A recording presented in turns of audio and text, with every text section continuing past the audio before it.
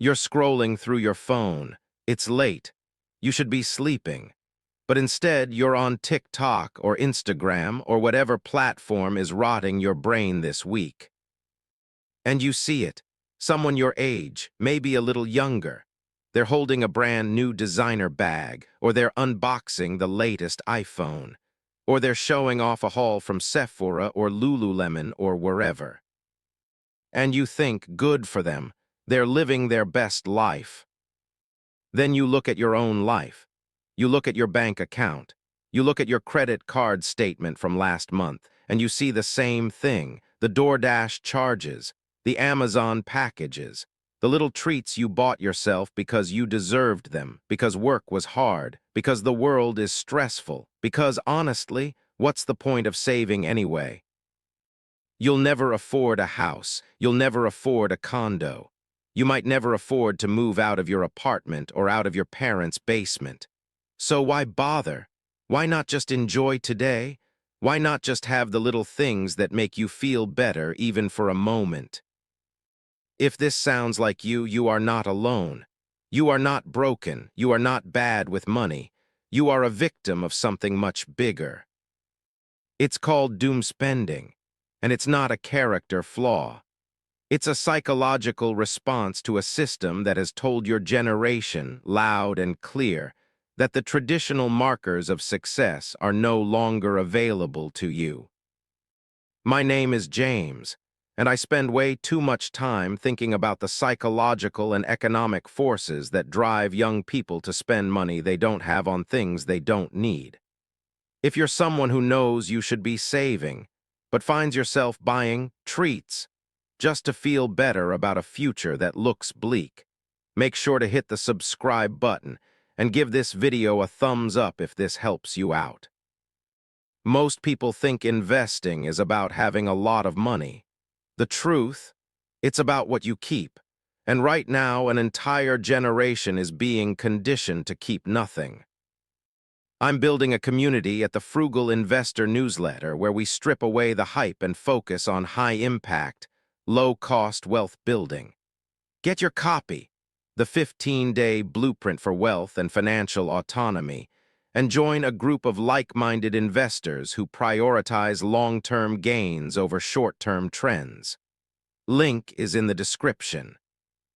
Let's start with the root cause, the thing that broke the psychology of an entire generation. Housing. For your parents, and definitely for your grandparents, owning a home was the default. It was what you did. You graduated, you got a job, you got married, you bought a house. It was the natural order of things, and it was attainable. Let's look at the numbers.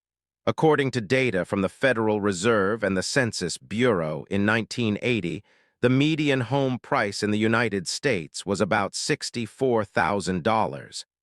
The median household income was about $21,000. That's a ratio of about 3 to 1. 3 years of income for a house. Fast forward to today. The median home price is over $400,000. The median household income is about $75,000. That's a ratio of over 5 to 1. 5.5 years of income for a house. But that's national averages. Let's look at the places where young people actually want to live. The cities with jobs, with culture, with life. In Los Angeles, the median home price is over $900,000. In San Francisco, it's over $1.3 million. In New York, it's over $700,000 for a tiny apartment. In Seattle, it's over $800,000. Now look at what it takes to buy a home today. With interest rates at 6% or 7%, the monthly payment on a $400,000 home with 20% down is over $2,500. With taxes and insurance, you're looking at $3,000 a month. That requires an income of over $100,000 a year just to qualify. And here's the kicker. According to the National Association of Realtors, the typical first-time home buyer today is 36 years old. In 1981, it was 28. You're waiting almost a decade longer to achieve what your parents achieved in their 20s. Now you might be thinking, James, this is depressing. Why are you telling me this? Because this is the backdrop. This is the context. This is the weight that every young person is carrying. And when the biggest, most important wealth-building asset feels completely out of reach, something happens to your brain. Here's where we get into the brain. There's a concept in behavioral psychology called delay discounting. It's the tendency to value immediate rewards more than future rewards. We all do it. It's human nature. $1 today is worth more than $1 tomorrow. But here's what most people don't realize. Delay discounting isn't fixed. It changes based on your environment. When the future feels uncertain, when the future feels bleak, when the future feels like it might not even happen, your brain discounts it even more heavily. If you believe you'll never own a home, why would you save for a down payment? If you believe retirement is a fantasy, why would you max out your 401k? If you believe the system is rigged, why would you play by its rules? So you spend. You spend on things that give you joy now. You spend on things that make you feel better about the present because the future is a lie. This is doom spending. It's the financial equivalent of treat yourself culture, but with a dark underbelly. It's not just about indulgence. It's about coping. It's about medicating the anxiety of a future that feels stolen from you. I have a friend, let's call her Sarah. She's 29. She works in marketing. She makes $70,000 a year. By any objective measure, she's doing fine. But Sarah is drowning in credit card debt. Not because she's irresponsible, because she's hopeless. She told me once, James, I know I shouldn't buy this stuff. I know I should save. But save for what? A down payment on a house I'll never afford? A retirement that might not exist? At least if I buy a nice bag, I have something to show for my suffering. That's the psychology. That's the bad moment. When the big goals feel impossible, the small rewards become everything. Let's look at the data, because this isn't just anecdotal. This is a measurable phenomenon. According to a 2023 survey by Credit Karma, 42% of Gen Z and 35% of millennials admitted to doom spending, making impulse purchases to cope with stress, anxiety, or negative news cycles. Another study by the financial wellness platform Brightplan found that 72% of workers are stressed about their finances, and that stress is highest among younger generations. And what do people do when they're stressed? They shop. They spend. They seek dopamine hits. Now let's look at the debt numbers. According to the Federal Reserve Bank of New York, total credit card debt in the U.S. recently hit an all-time high of over $1 trillion. And the fastest-growing segment of that debt is among young people. Gen Z and millennials aren't just spending. They're borrowing to spend. They're going into debt for the temporary relief of a new purchase. And what are they buying? Luxury goods. According to a report by Bain & Company, the personal luxury goods market grew by over 20% in 2022 and 2023, driven largely by younger consumers. Young people are buying designer handbags, high-end sneakers, luxury skincare, and premium electronics at rates their parents never did. This is where it gets really interesting. In previous generations, luxury goods were for the wealthy. They were status symbols for people who had already made it. Today, luxury goods are for people who feel like they'll never make it. They're a consolation prize. They're a way of saying, I may not own a home, but I own this. Let's do the math, because the numbers are brutal. Let's say you're 25. You're making $60,000 a year, you're doom spending, nothing crazy, just $200 a month on little treats, a nice dinner, a new outfit, a skincare product, some DoorDash, it adds up. $200 a month is $2,400 a year. Now let's say instead of spending that $200 a month, you invested it in an S&P 500 index fund. Historical average return of 10%. Let's use 8% to be conservative. You do this from age 25 to age 65, 40 years. At 8% return, $200 a month becomes $2,400 a year, invested annually, compounding. After 40 years, you would have approximately $620,000. $620,000 from skipping $200 a month in treats. Now, let's put that in context. That $620,000 could be a down payment on multiple rental properties. It could be a significant chunk of a retirement nest egg. It could be the difference between working until you're 70 and retiring at 60. But you don't have it, because you spent it on things that made you feel better about not having it. This is the cruel irony of doom spending.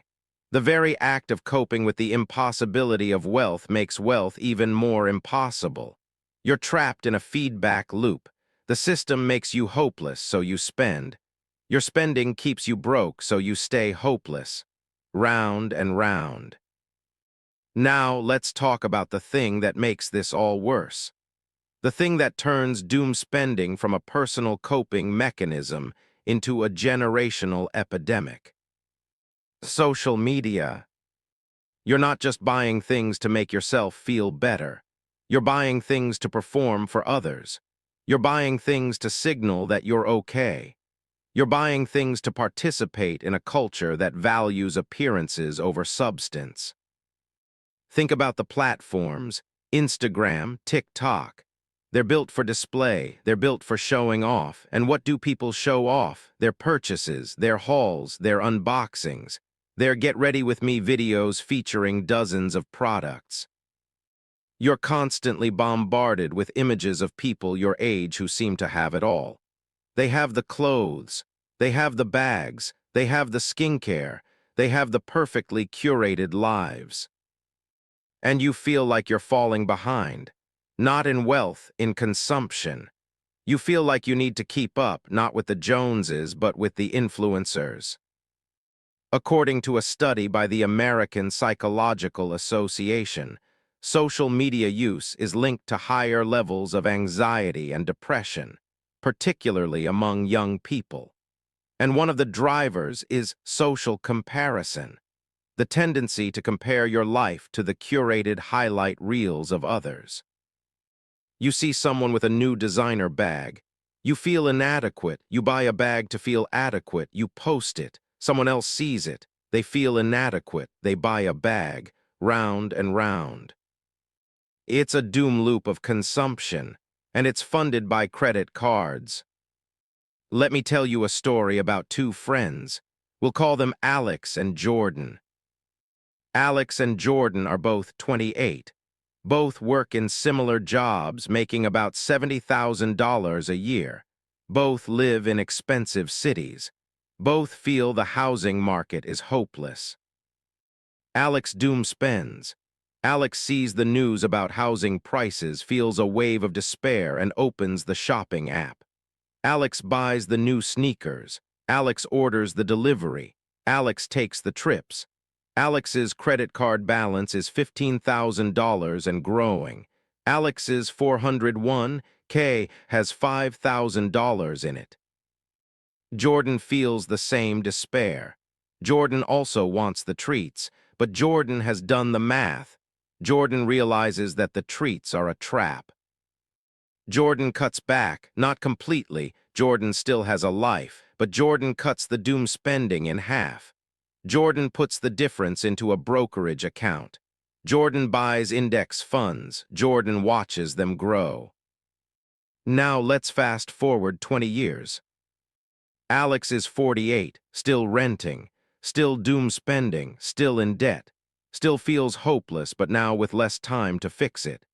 Alex's credit card debt is $30,000. Alex's retirement savings may be $50,000. Alex will work until death. Jordan is 48, also renting. Jordan still doesn't own a home because the market didn't get easier. But Jordan has $300,000 in investments. Jordan has options. Jordan can take a lower stress job. Jordan can retire earlier. Jordan has freedom. Same starting point, same despair. Different choices, different outcomes. The difference wasn't income. The difference wasn't luck. The difference was understanding that doom spending is a tax on hopelessness, and Jordan refused to pay it. Okay, so you recognize yourself in this. You feel the doom. You feel the urge to spend. How do you break out? Step 1, name the feeling. Before you buy something, pause. Ask yourself, am I buying this because I need it or because I'm trying to feel better about something else? If it's the second one, just name it. Say to yourself, I am feeling hopeless about the future and I am trying to medicate that feeling with a purchase. Numbing it breaks the automaticity. It interrupts the habit loop. You might still buy it, but at least you know why. Step 2, create a doom fund. This sounds counterintuitive, but hear me out. Instead of doom spending randomly, create a small budget for cope spending. Call it $50 a month. When you feel the urge to buy something to feel better, use the doom fund. But when the doom fund is empty, it's empty. No more. This gives you permission to feel better, but within limits. It's harm reduction. It's better than pretending you'll never spend again and then blowing $500 in a weekend. Step 3, change your inputs. Social media is the gasoline on the fire of doom spending. You need to reduce your exposure. Unfollow influencers who make you feel inadequate. Mute accounts that are just constant hauls and displays of wealth. Curate your feed to include things that don't trigger consumption. Memes, educational content, nature photography, whatever works. According to a study in the Journal of Consumer Research, simply seeing luxury goods on social media increases the desire to buy them. It's priming. It's advertising disguised as content. Cut it off. Step 4, build a visible future.